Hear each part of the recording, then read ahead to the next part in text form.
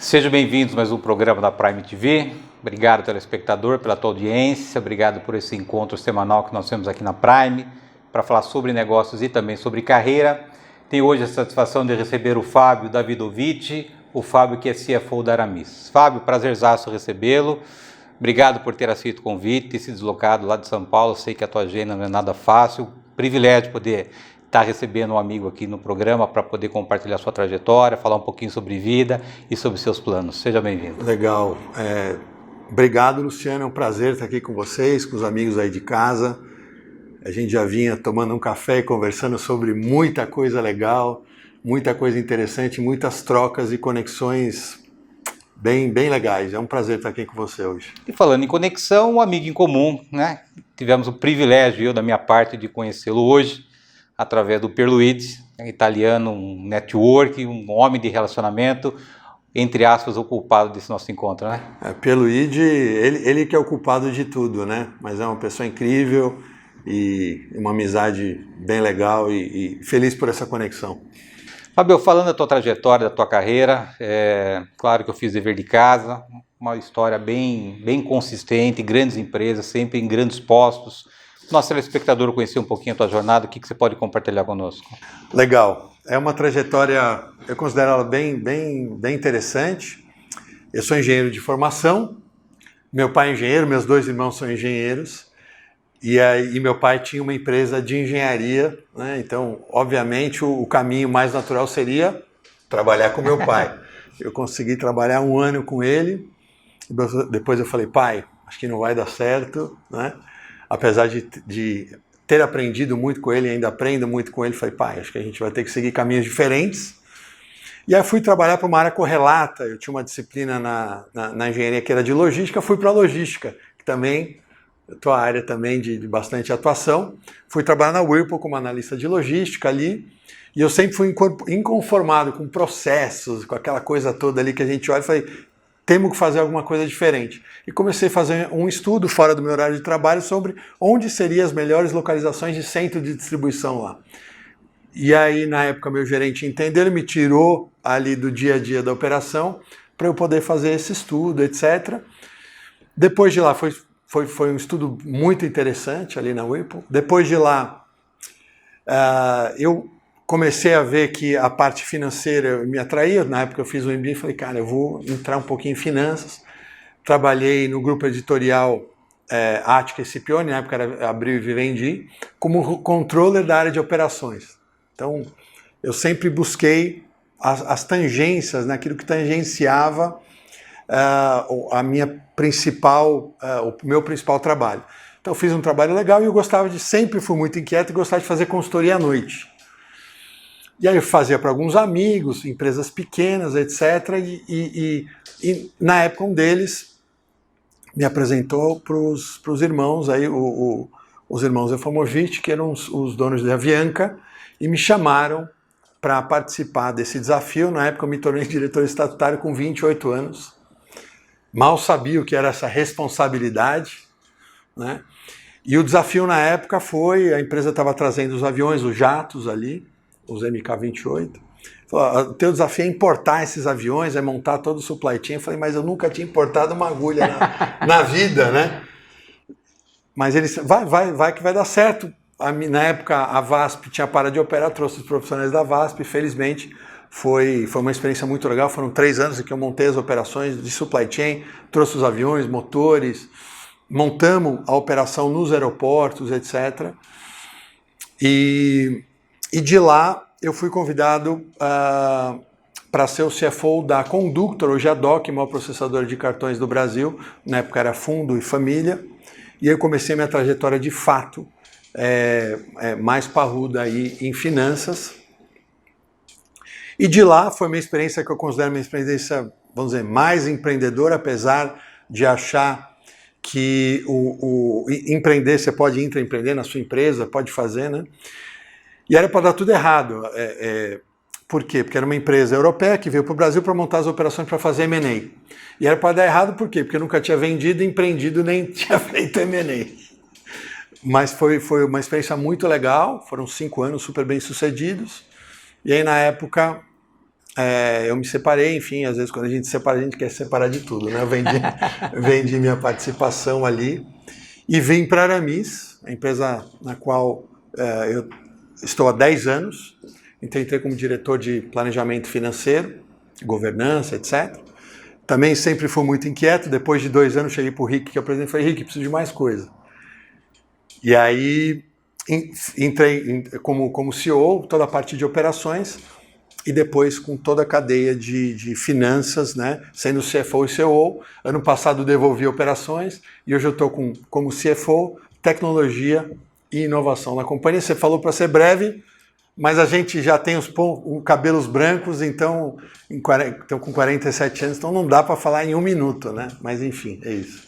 Você hoje ocupa um posto elevado numa grande empresa que é a Aramis, né? E tudo meio que aconteceu precocemente na tua trajetória, na tua vida profissional, né? Consegue explicar essa precocidade das coisas? Você novo, já assumindo grandes responsabilidades e sempre lidando com coisas novas que você nunca havia feito antes, Fábio? Então, eu acho que esse eu brinco que eu gosto sempre de nadar contra a correnteza, né? Onde tem um vento contra, eu gosto porque o vento contra faz a gente se desenvolver, né? Eu tenho um amigo que diz: Fábio, você sempre busca desafios maiores daquilo que você talvez esteja pronto, não sei. E essa inquietude, essa vontade de fazer aquilo que é difícil, aquilo que é desafiador, sou movido a desafios, me faz buscar sempre mais, sempre aprender, sempre inovar.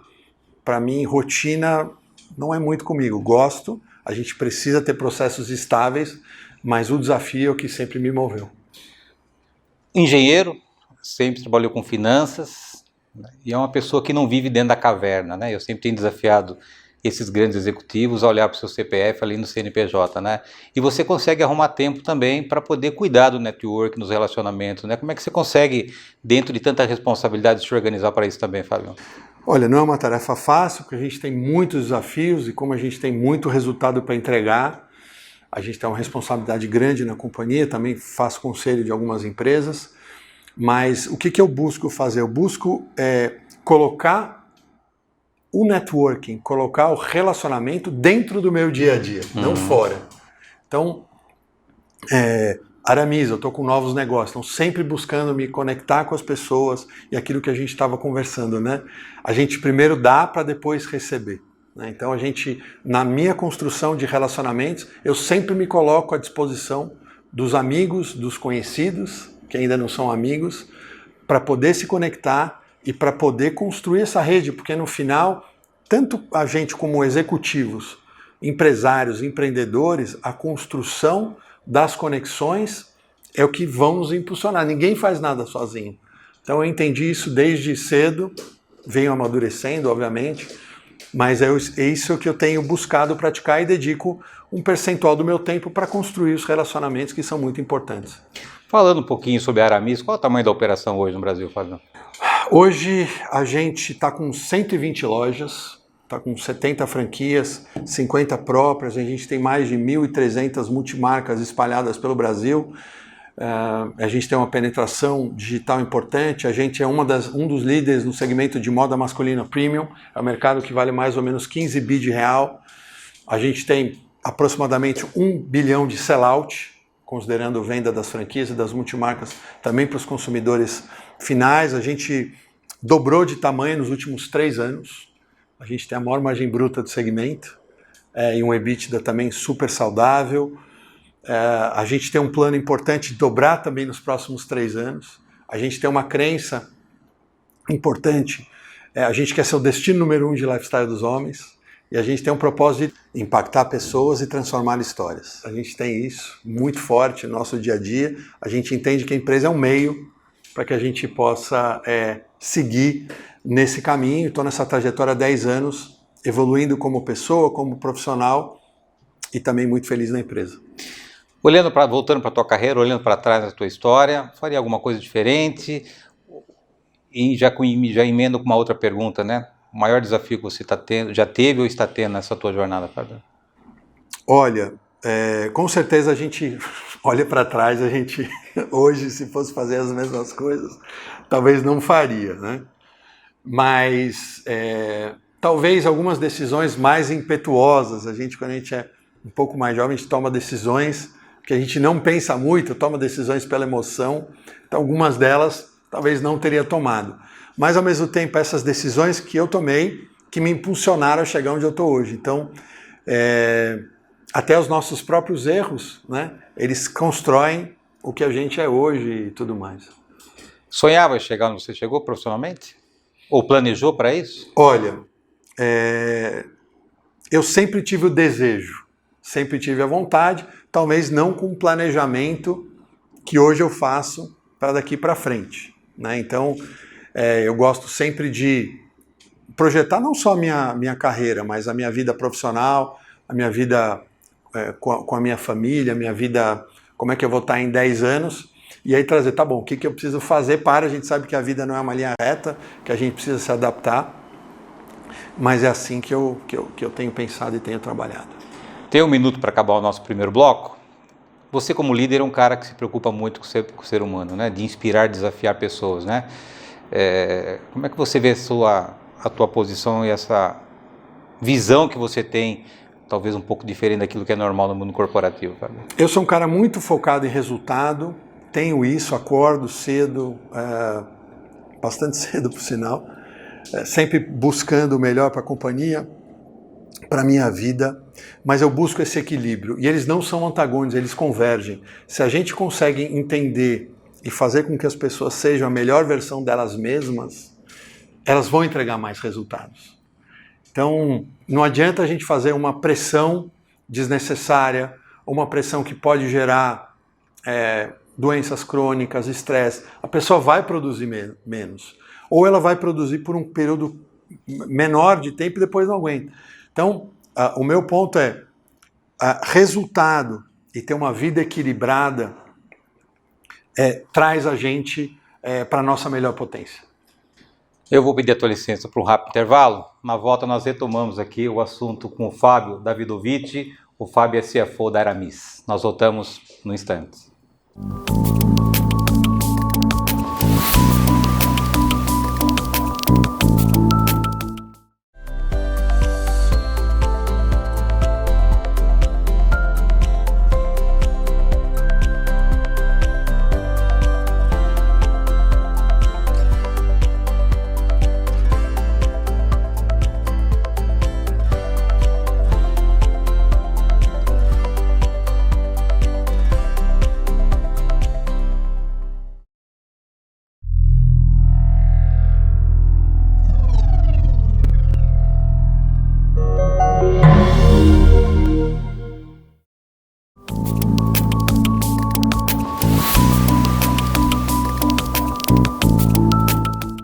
Voltamos. Nosso convidado de hoje é o Fábio Davidovich. O Fábio é CFO da Aramis. Tivemos um longo papo antes do programa, falamos sobre carreira, falamos sobre negócios, mas falando também sobre vida, né, Fábio? A gente percebe, ou percebeu, que a gente tem uma visão bem próxima sobre vida, sobre ser humano, né? Que a gente sabe que atrás de um profissional existe uma pessoa. Como é que é o Fábio fora da Aramis, né? Como é que é o Fábio CPF, não CNPJ, família, amigos? O que você pode compartilhar conosco? Legal, Luciano, boa pergunta. Eu acredito que não existe profissional e pessoal, a gente é um ser humano. Um ser humano que trabalha, um ser humano que tem sentimentos, um ser humano que se relaciona. A gente não consegue separar isso, né? Então eu sempre acreditei em conectar com o meu propósito de vida, que é poder impactar a vida das pessoas positivamente, e eu busco fazer isso durante o meu dia, nas minhas horas de trabalho e fora das minhas horas de trabalho, né? Eu busco fazer isso de uma forma muito divertida. Tem um amigo que fala que, Fábio, o teu trabalho é tão divertido, parece que você está no stand-up, né? Você vai trabalhando, gerando resultado, rindo, se divertindo, trazendo a galera junto. Obviamente a gente é pressionado por resultado, é assim a vida do executivo, mas eu gosto muito de ter um equilíbrio. O equilíbrio não é fácil de buscar. Então faço Aramis, faço alguns conselhos, faço um trabalho voluntário, gosto do mundo acadêmico também, então não é fácil a gente conciliar, é uma luta diária, mas é muito importante que a gente consiga balancear vida com família, vida com amigos, vida para poder ajudar as pessoas. Como o tempo é limitado, né? E como diria, não vou citar o nome, mas a gente não estoca tempo, né? Não é evento, é tempo. A gente precisa otimizar o nosso tempo, então impactar a vida das pessoas durante todo o dia, todas as horas em que estamos acordados. A gente falou que a gente vai encontrando o nosso propósito de acordo com o amadurecimento da própria vida, né? Fábio, hoje com 47 anos, qual é o teu propósito de vida, Fábio? Então, eu sou muito... Eu penso muito sobre isso e tenho pensado cada vez mais, né? Então, impactar pessoas e transformar histórias, que inclusive se aproxima com o propósito de Aramis, né? A gente ajudou a construir junto. Eu trago isso muito para o meu dia a dia. Dia a dia com a minha turma, com os meus... dentro da Aramis, com os colaboradores, fora, com a minha família, amigos. Isso tem muito valor para mim. Obviamente que a gente tem um moonshot, a gente põe lá em cima os nossos projetos, os objetivos, e nem sempre a gente atinge rápido, mas eu acredito que eu vou conseguir atingir em médio e longo prazo, sair do meu quintal, né, que é a minha rede de relacionamento, e como a gente consegue trazer isso de uma forma escalável, né? E um exemplo prático nisso é que você é um executivo acessível, né? Você não é aquele executivo que ninguém chega perto, né? Você é uma pessoa aberta, sempre disposta a ajudar. Como é que você consegue também encontrar tempo? Sei que recentemente você foi abordado por 2 pessoas pedindo um trabalho de mentoria, que você já sinalizou positivamente. E você vai fazendo, né, Fábio? Acho que essa é a magia da vida, né? Quer dizer, descomplicar a vida, né, Fábio? Exato. Eu acho que a minha agenda, ela é uma agenda, obviamente, a gente tem os compromissos, a gente precisa entregar, mas um pedaço da agenda é dedicada a poder ajudar as pessoas, conversar, trocar, porque quando a gente ajuda, a gente é ajudado também, né? Então, eu acho que vale super essa questão de acessibilidade. E para mim é uma coisa tão orgânica e natural ser acessível, que as pessoas que vêm de organizações mais burocráticas, em que não há tanta acessibilidade, elas estranham, falam, Fábio, mas você conversa com todo mundo, você abre a sua agenda, você responde, etc. E eu falo, para mim é orgânico, é natural. Qual que é o desafio? Né? Administrar o tempo, é o desafio de todos nós, né? O que o Fábio gosta de fazer? Com o hobby, final de semana, com a família? Olha, eu tenho um hobby, não sei se é tão comum ou incomum, eu gosto muito de estudar, de ler, de conhecer, adoro, me divirto trabalhando, então às vezes o meu hobby é trabalhar. Gosto muito de estar com a minha família, gosto de sair, a gente passeia, eu tenho 3 filhos, o Aron, a Rebeca e a Elana, sou casado com a Fê, sou muito feliz com a minha família, meu casamento e com os meus filhos, gosto de sair com eles, gosto de fazer coisas simples. Eu acho que o segredo, a gente vai subindo na vida executiva e a gente acha que o segredo ele está em coisas mais sofisticadas. Na minha opinião, o que eu vivo está nas coisas simples, né? Você passar o dia bem com a sua família, você tomar um sol, você ir à praia, você aproveitar a refeição em família, beber um bom vinho com os amigos. Então, eu aproveito a vida e busco, na simplicidade, aproveitar cada minuto. Porque esse minuto que a gente conversou não volta mais, né, Luciano? Um dia a gente será uma história, né, Fábio? Um dia a gente vai partir, talvez sejamos lembranças em álbuns de fotografia. Como é que você acha que o Fábio vai ser lembrado quando não estiver mais aqui? E o impacto que você vai deixar na vida das pessoas, Fábio? Essa é uma pergunta profunda, né? Como é que a gente gostaria de ser lembrado, né? Ou o que eu busco fazer? Eu gostaria de ser lembrado como uma pessoa que impactou profundamente a vida de algumas pessoas, da minha família, dos meus amigos, que sempre buscou tá ajudando, tá apoiando. Um cara que lutou até o final, foi inconformado com coisas que não concordava. Então, eu sou inconformado, a gente estava conversando, sou inconformado e a gente passar na rua e ver moradores de rua deitados ali, né? Eles são seres humanos igual a gente, né? Então, eu gostaria de ser lembrado por alguém que conseguiu impactar primeiro o meu quintal e desejo escalar esse impacto para mais e mais pessoas mantendo a minha essência. Certamente temos telespectadores nos assistindo que sonham em chegar onde você chegou, né? E muitos deles talvez não acreditem no seu próprio potencial. Baseado na tua história, na tua vivência, o que você poderia dizer para essas pessoas que têm sonhos altos de alcançarem posições elevadas nas suas vidas, Fábio? Olha, Luciano, primeiro acreditar, a gente precisa acreditar que a gente consegue fazer. Segundo, se cercar de pessoas que vão compartilhar dos nossos sonhos, pessoas que nos amam, pessoas que vão nos apoiar. Depois montar um plano para isso. Então, vontade é legal, eu posso ir para a guerra, achar que eu vou vencer a guerra com um estilingue. Não vou. Então a gente precisa se preparar. Como é que a gente se prepara? Né? No meu caso, estudo bastante, gosto de trabalhar muito com a prática e academia, né? com estudos acadêmicos, etc. E se relacionar, construir a rede de relacionamento para que a gente possa compartilhar, crescer, testar, aprender rápido com os erros. A gente vai errar muito até acertar. Né? A gente vai errar muito, então a gente tem que aprender rápido com o erro, ir construindo, ir aprendendo. A nossa vida, pensa que cada movimento que a gente faz é como se a gente estivesse tocando uma startup, né? A gente aprende, a gente erra, a gente vai para frente e vai perseguindo o alvo. E quando a gente entende que a gente não está no rumo, a gente precisa, de novo, se cercar de pessoas que também, como se fosse um espelho para a gente. Né? Para a gente ir se aprimorando, porque sozinho é difícil a gente chegar onde a gente quer. Tivemos também no nosso café falando um pouco sobre a mudança de mentalidade nos relacionamentos humanos, né? A gente normalmente é educado consciente ou inconscientemente para desenvolver uma trajetória egoísta, né? Pela nossa necessidade, pelas nossas seguranças. E você tem uma visão um pouco diferente, né? Que ajudar é mais importante do que ser ajudado, né? O engenheiro pressupõe um cara, 1 mais 1 é 2, um cara de finanças também, um cara bem pragmático, né? Como é que...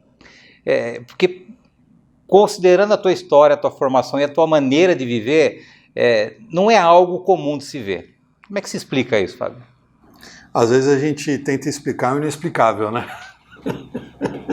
Realmente, eu sou focado no resultado, sou pragmático, mas sou um cara de pessoas, sou um cara de gente. Sou um cara que quer reconhecer, quer ser reconhecido. Eu acho que a vida vai nos trazendo, né? Acho que a gente já tem uma predisposição ali, quando a gente nasce, tem a nossa criação, tem as nossas trajetórias que vão nos levando a isso, mas eu tive um processo também de transformação, né? O Rick brinca, o Rick é o presidente da Aramis, é o CEO, e ele fala como você se transformou, né? Mas quando eu falo para ele que eu não me transformei, eu tinha uma capa mais dura e por trás eu sempre tive essa vontade de fazer e viver para esse propósito, né? Mas respondendo a sua pergunta, não tem resposta, é difícil de responder, né? Olhando para o futuro, o que o Fábio vê como os próximos passos? Você hoje é um executivo já de sucesso, está em posições de conselho, trabalhando aí em ajudar as pessoas em mentoria. O que mais você enxerga como próximos passos da sua trajetória, Fábio? Olha, a gente tem o desejo na Aramis de poder abrir capital, então a gente está trabalhando para isso. A gente dobrou de tamanho, quer dobrar de tamanho nos próximos anos, então tem um projeto muito interessante, muito audacioso na Aramis.